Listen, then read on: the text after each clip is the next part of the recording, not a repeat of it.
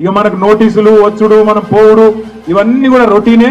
పాత చింతకాయ పచ్చడి, దీన్ని పట్టించుకోవాల్సిన అవసరం కానీ దీని గురించి ఆందోళన పడాల్సిన అవసరం కానీ లేదు.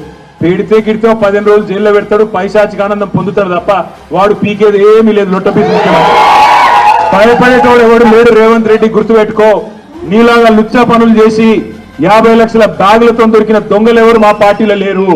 నీలాగా లుచ్చా పనులు చేసి అడ్డదారిలో పదవులు కొనుక్కొని ముఖ్యమంత్రి అవుడు, పిసిసి ప్రెసిడెంట్ అయ్యే లుచ్చా పనులు చేసినోడు ఎవడు కూడా లేడు.